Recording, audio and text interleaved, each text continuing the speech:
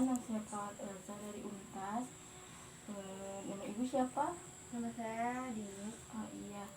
Di sini saya akan memberikan pendidikan kesehatan mengenai apa itu efusi pleura. Waktunya sekitar 20 menit ya Bu.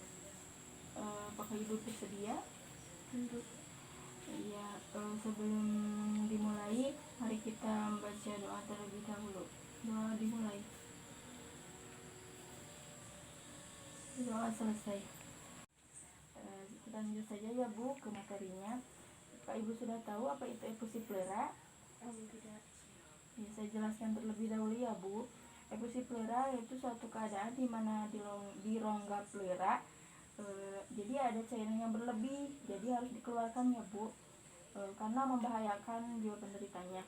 Penyebab di sini yaitu ada TB paru, lalu ada juga infeksi di paru-parunya, dan ada juga cedera di daerah dada.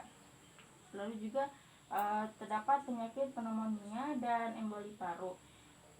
Lalu di tanda gejalanya terdapat, jadi pasiennya tuh batuk-batuk ya Bu, lalu ada sesak napas, lalu ada juga keluhan di nyeri dada pasiennya tuh, lalu suara napas berkurang, dan pergerakan dadanya jadi tidak berkembang. Lalu penata laksana efusi pleura di sini bisa dilakukan tindakan langsung dada. Lalu ada juga CT scan ya Bu, lalu USG di daerah dada, lalu dilakukan tindakan torakosentesis dan tindakan WSD, yaitu WSD dilakukan pengeluaran cairan di rongga pleura. Jadi tindakannya tuh harus dikeluarkan ya Bu di rongga pleura, si cairan di rongga pleuranya tuh.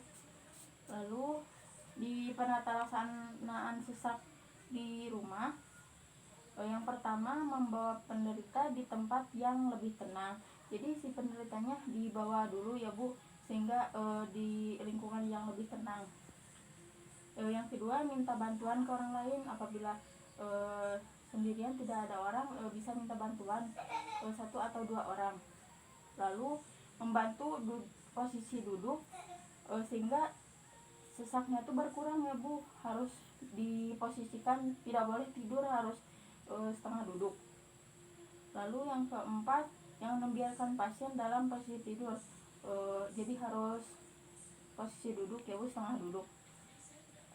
Lalu membimbing untuk teknik napas dalam agar si sesaknya tuh berkurang ya Bu, dan nyeri dada yang dirasakan oleh pasien berkurang. Lalu memberikan air hangat, ada juga melonggarkan pakaian pasien. Apabila kondisinya makin memburuk, bisa membawanya ke fasilitas kesehatan terdekat. Di sini ada juga nutrisi pasien yang harus diberikan kepada pasien efusi pleura. Yang pertama, energi yang cukup untuk mencapai berat badan yang normal ya Bu. Lalu yang kedua, protein yang cukup, bisa diberikan telur seperti tahu, tempe, daging, dan lain-lain ya Bu. Lalu diberikan vitamin dan mineral yang cukup, dan diberikan buah-buahan seperti jeruk, apel ya Bu, bisa diberikan kepada penyakit efusi pleura. Yang keempat, diet rendah garam ya Bu, tidak boleh banyak makan, jadi tidak boleh yang seperti asin-asin, itu tidak boleh ya Bu, asin laut atau makanan laut itu tidak boleh. Lalu makanan yang mudah dicerna seperti mengonsumsi bubur ya Bu, agar mudah dicerna oleh lambungnya. Apa Ibu sudah mengerti, sudah paham? Oh iya. Selanjutnya saya akan mengevaluasi Ibu kembali apa yang sudah diberikan materinya oleh saya ya Bu. Yang pertama, Ibu mengetahui pengertian efusi pleura itu apa?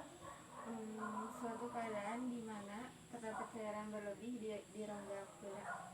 Oh iya. Yang kedua, apa tanda gejalanya penderita efusi pleura Bu? Batuk, demam, nyeri dada, dan sesak napas. Iya. Ibu sedikit banyaknya sudah mengetahui ya apa itu epilepsi plora dan tanda gejalanya. Alhamdulillah pankesnya sudah selesai ya Bu. Sebelum kita selesai, mari kita baca hamdalah terlebih dahulu. Berdoa dimulai. Doa selesai. Ibu terima kasih ya, mohon maaf apabila banyak kesalahan. Sebelum kita tutup, saya akan berikan ini Bu, reply-nya untuk dipelajari biar diingat kembali ya Bu. Kalau gitu saya permisi dulu ya Bu. Terima kasih, assalamualaikum. Waalaikumsalam.